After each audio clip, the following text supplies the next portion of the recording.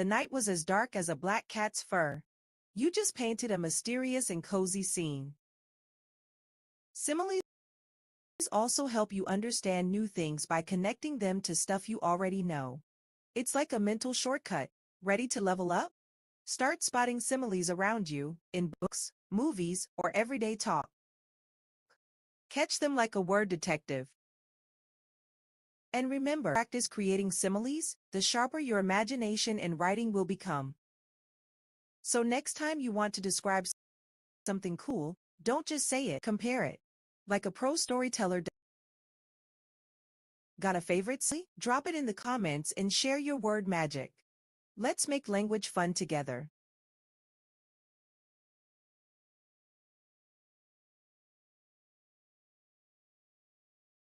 Unlocking the power of onomatopoeia, sound words that pop. Ever hear a word that sounds exactly like what it means? Onomatopoeia working its magic. Onomatopoeia are words that mimic real sounds, like a buzzing bee or a sizzling pan.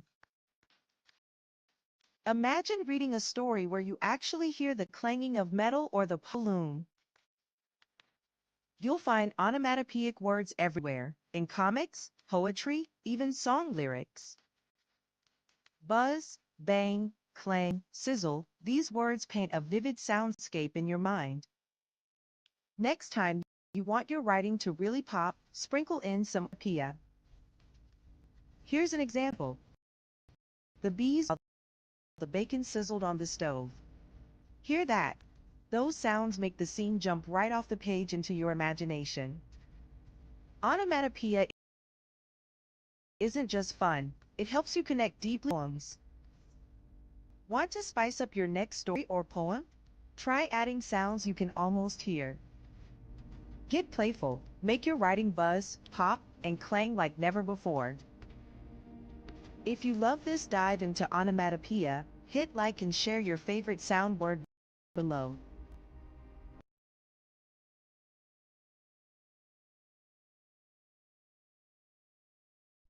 Hi everyone! Welcome back to the English Lab, where we break down English language topics in a simple, fun, and easy to understand way. Today, we're exploring one of the most imaginative literary devices used in poetry and storytelling, personification. So, what is personification? In simple terms, personification is when we give humans to non-human things, like objects, animals, or even abstract ideas. And helps readers connect emotionally with what they're reading, into characters with feelings, actions, and voices. Let's take a basic example. The wind whispered through the trees. We know the wind can't whisper, it has no mouth or voice. But by saying it whispered, the writer is suggesting that the sound of the wind is soft and gentle, almost like a quiet voice. That's personification, giving the wind a human to help you imagine it more clearly. Here's another example. The sun smiled down on the children at play. Of course, the sun can't smile. But by using this expression, the writer imagined a warm, pleasant, the sun a friendly and welcoming feeling. This makes the scene feel happy and joyful. Look at a few more examples and talk about what they mean. First, the angry storm pounded on the roof. In this sentence, the storm is described as angry and doing two things that people do. This shows the storm as wild and aggressive. It makes the storm feel more like a character than just a weather event. Next, my alarm clock screamed at me. An alarm clock doesn't have a mouth, so it can't actually scream. But when we describe it that way, it shows just how loud and annoying it sounded. Again, we use a human action to describe something non-human, and it makes the sentence more expressive and readable. Now here's one you might hear in poetry. Time marched on. Time is an abstract concept. It doesn't and it can't march. But by using the word marched, the poet is showing how time moves steadily, and maybe even with a sense of determination.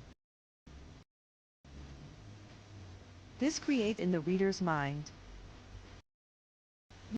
You might also hear something like, the city never sleeps. This tells us that the city is always busy, always awake, with people moving around at all hours.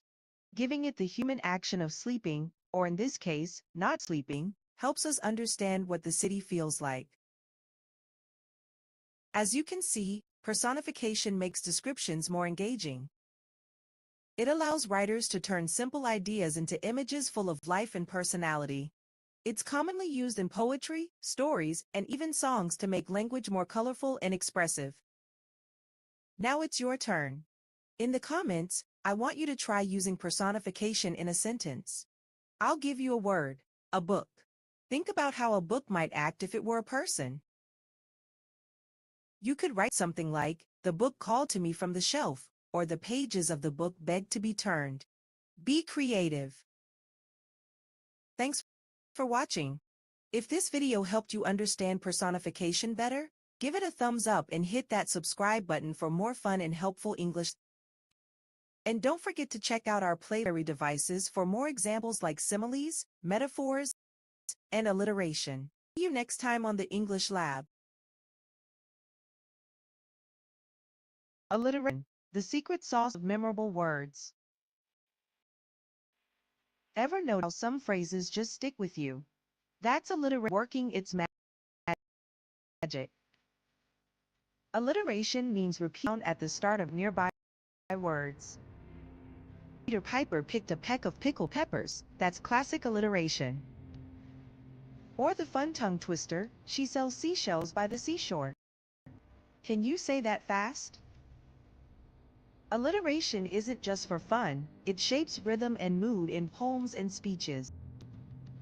It's the secret ingredient that makes your favorite slogans unforgettable.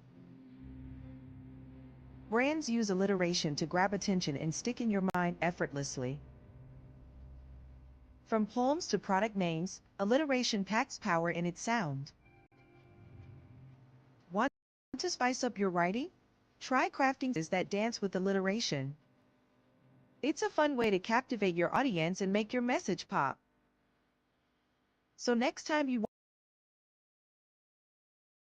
want to be memorable, remember the power of alliteration.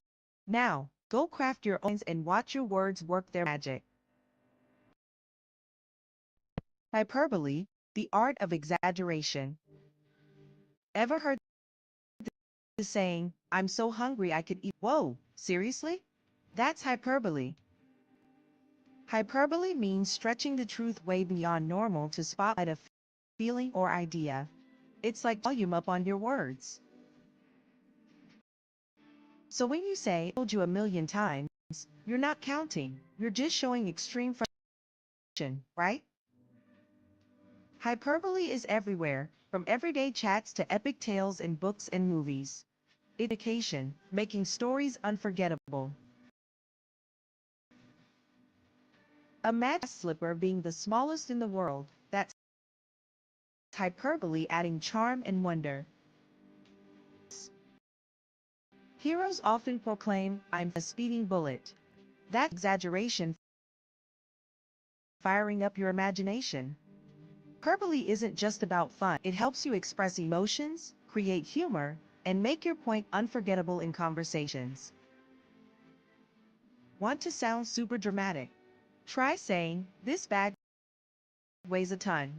Instantly, your listener feels scale in sight. Even memes and tweets thrive on hyperbole. I'm freezing to death. Drops a bit. Totally relatable and... But keep in mind, hyperbole's power comes from being obviously over the top.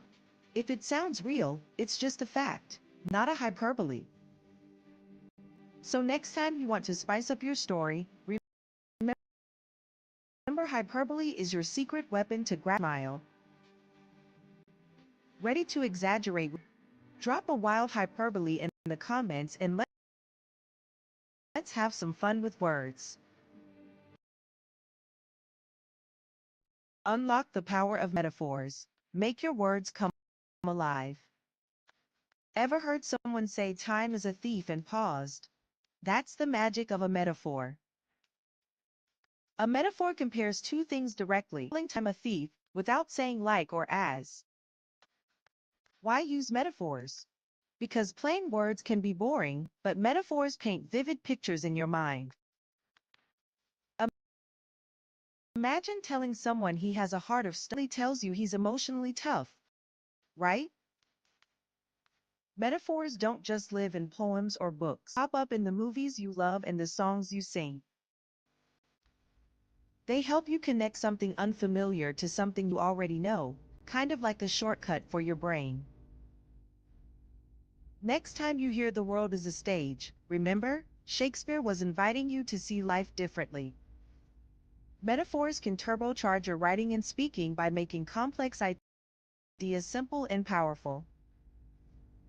Think of metaphors as your secret weapon to grab attention and spark emotions instantly.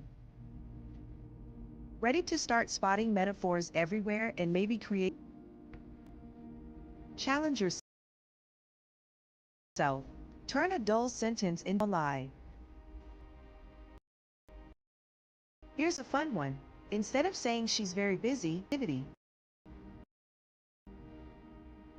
notice how it feels more energetic and alive? That's the power of metaphor in action.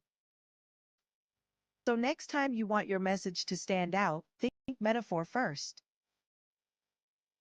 Metaphors aren't just for writers, they're tools anyone can use to connect and inspire. Want to impress your friends or is your next presentation? Sprinkle in a few metaphors. Metaphors help you turn ideas into pictures, making your words unforgettable. Remember, a metaphor is more than just a comparison, it's a bridge between minds. Next time you hear one, pause and think about the story it's telling behind the words. Want to dive deeper? Explore poems, lyrics, and speeches are everywhere waiting for you. Got a favorite metaphor?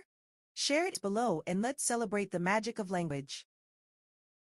Use metaphors to make your stories more colorful and your ideas unforgettable.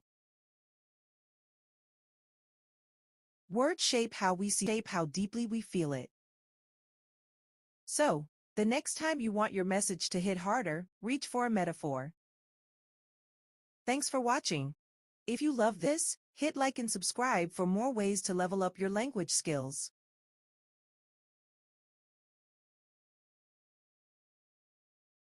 The Inspiring Journey of J.K. Rowling. Welcome to the English Lab. Have you ever felt like giving up? Like everything was going wrong, no job, no money, no future? Well, that's exactly where J.K. Rowling was when she started writing Harry Potter. Today, you'll hear the true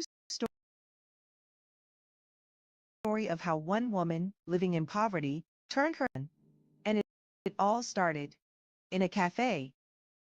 Rowling, from welfare to the wizarding world. Before she was famous, before her book sold over 500 million copies, Joanne Rowling, known as J.K. Rowling, was a struggling single mother. She was born in England in 19 books. Her childhood was full of stories. She wrote her first one when she was just 6. It was about a rabbit. But like many dreams, it took a long time to come true. Rowling went to university and studied languages. She worked as a teacher. She moved to Portugal to teach English. While living there, she got married and had a daughter. But the marriage didn't last. In 1993, she returned to the UK with her baby and no money. She was depressed. She felt lost. She had to live on welfare, government support for people with low income. Some days, she couldn't even to turn on the heat. She once said, "I was as poor as it is possible to be in modern Britain without being homeless." She had hit rock bottom. But she still had one thing, a story in her head. The birth of Harry Potter years earlier, on a delayed train ride, Rowling had an idea. A boy. Who didn't know he was special? A school for magic. A villain with no name. A destiny waiting to be discovered. The idea for Harry Potter appeared in her mind, and it wouldn't go away. So, every day, while her daughter slept, Rowling went to local cafes with a notebook. She ordered the cheapest coffee. And she wrote and wrote. She had no laptop, no money for childcare, no support, just a pen and a burning desire to tell her story. It took 5 years to finish the first book, Harry Potter and the Philosopher's Stone. Rejected again and again, Rowling sent the book to publishers. And what happened? They said no. One publisher said it was too long. Another said kids wouldn't read a fantasy story from a first-time author. 12 publishers rejected her. Imagine working for 5 years and being told no. But Rowling didn't quit. Finally, a small publishing house named Bloomsbury gave her a chance. One man there, an editor, gave the first chapter to his 8-year-old daughter. She read it, loved it, and asked for more. That little girl helped change everything. The book was published in 1997. It was a quiet release, 2,000 copies. But then, something amazing happened. People loved it. Kids who had never read a book before suddenly wanted to read. Parents were reading it too. Teachers started talking about it. Word spread like wildfire. Soon, Harry Potter became a global hit.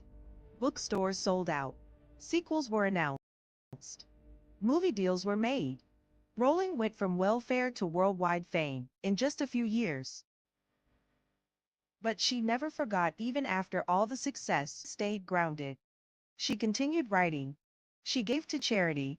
She spoke about depression, failure, and how close she once came to giving up. She once said, "Rock bottom became the solid foundation on which I rebuilt my life." She also reminded people that failure isn't the opposite of success. Rowling's story isn't just about magic. It's about resilience. About the power of stories, even in dark times. About how one idea, written with love and persistence, can change the world. She didn't have money. She didn't have support. She didn't have success. But she had a story. She had the courage to keep writing it.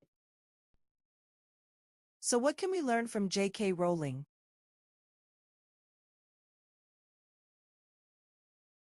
Your lowest moment can be the beginning of your breakthrough, can survive even the hardest reality. Maybe you're learning English while working a job. Maybe you're raising kids. Maybe you're tired and it feels like you're not making progress. Like Rowling, you are building something. Let me ask you, have you ever had a dream that people didn't believe in? What story are you writing with your life right now? Share in the comments. I want to hear from you. If this story inspired you, and you want more real English stories that teach life lessons, hit like, subscribe, and ring the bell so you don't miss what's next on the English Lab. Remember, even in your hardest moment, you still have a pen. You still have your story. So keep writing it. See you next time. Bye.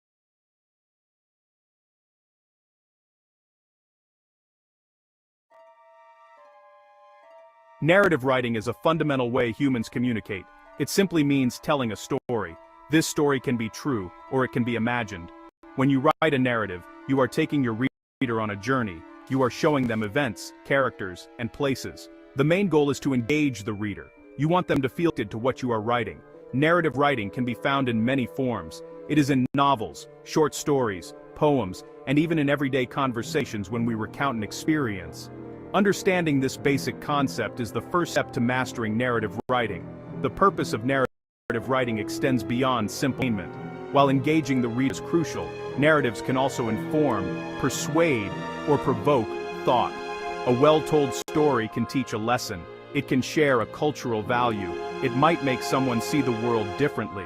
For the CSEC English syllabus, narrative writing is a significant component. It allows examiners to assess your creativity. They look at your ability to organize ideas. They also check your command of the English language. Therefore, developing strong narrative skills is very important for achieving success in your examination, communicating effectively in various life situations. Narrative writing often takes the form of a short story. You might be given a prompt, a picture, or a few opening lines.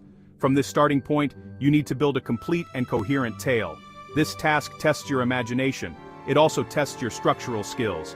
Can you create a beginning, a middle, and an end that makes sense? Can you develop characters that feel real? Can you describe a setting vividly? These are the questions your narrative will answer for the examiner. Strong narrative writing demonstrates control and thoughtfulness in your creative expression.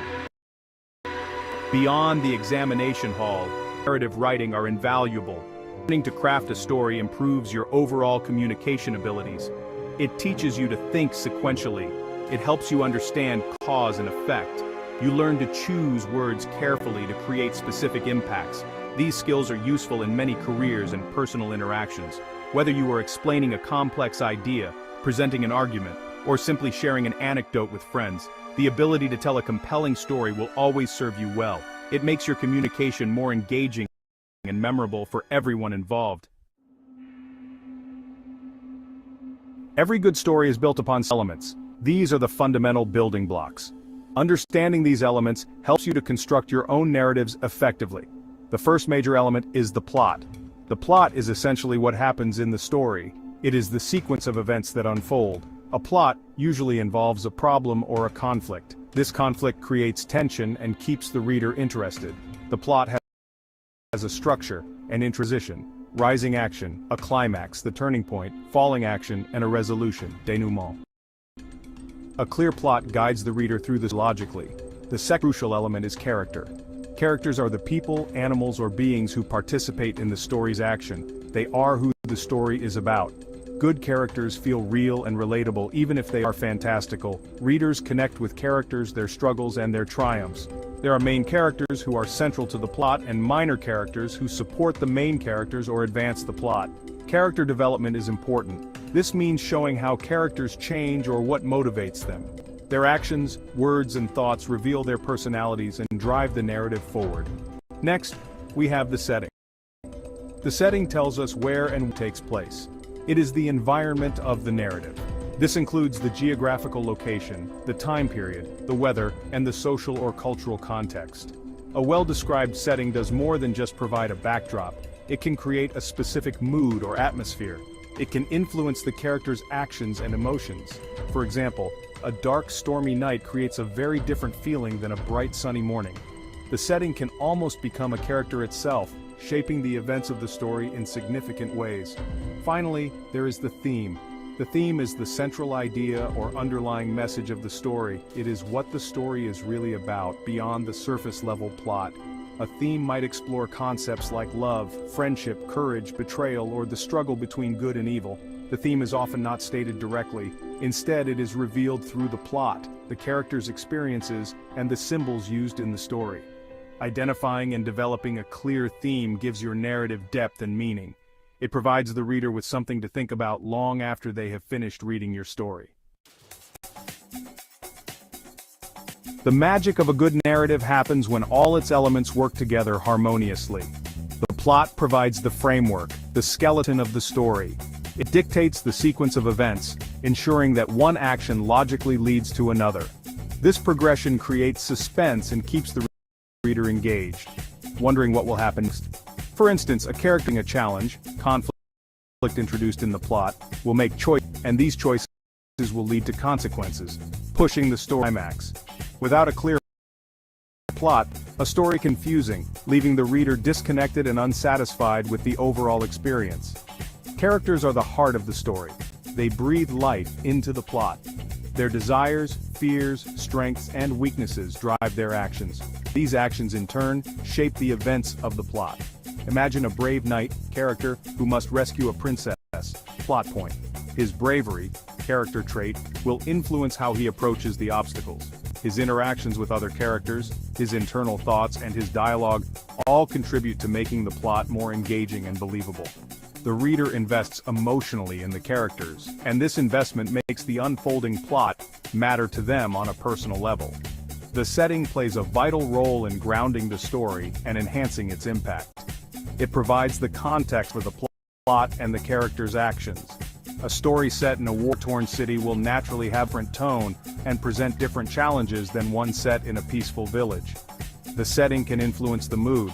A gloomy, ancient forest can create a sense of unease or mystery, directly affecting how the reader perceives the events and the characters' emotions.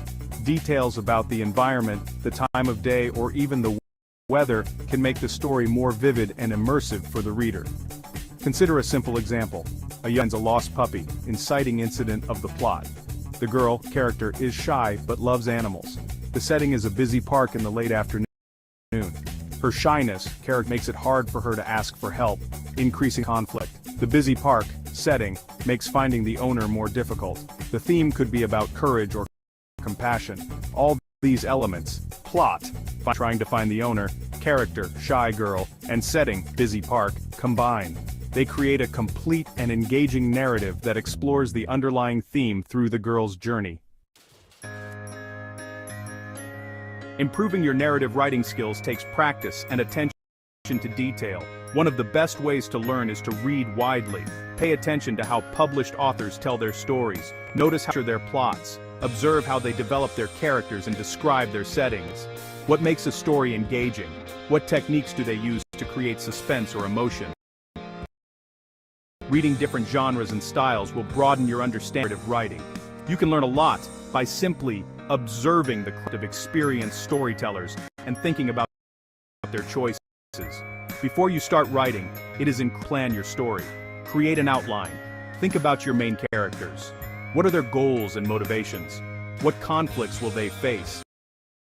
Sketch out the basic plot points, rising action, the climax, the falling action, and the resolution. Consider your setting. Where and when will your story take place, and how will this affect the events? Your writing direction. It helps prevent you from getting lost or writing yourself into a corner. A good plan is like a roadmap for your story. Important technique in narrative writing is to show, don't tell. Instead of tell the reader that a character is sad, show it through their actions, words, or expressions. For example, instead of writing she was sad, you could write, tears welled in her eyes, and her shoulders drooped. This makes the story more vivid and allows the reader to experience the emotion along with the character. Use descriptive language and sensory details. What can be seen, heard, smelled, tasted, and touched. This helps to immerse the reader in your story's world. Finally, practice regularly and do not be afraid to revise your work. The more you write, the better you will become. Write short stories, entries, or even descriptions of people you see. After writing a draft, put it aside for a while. Then, come back to it with fresh eyes. Read it aloud to catch awkward phrasing or errors. Ask for feedback from teachers or revision is a crucial part of writing process. It is where you refine your polish your language and ensure your story is as compelling as it can be. With dedication and practice, you can master narrative writing for your English exams and beyond.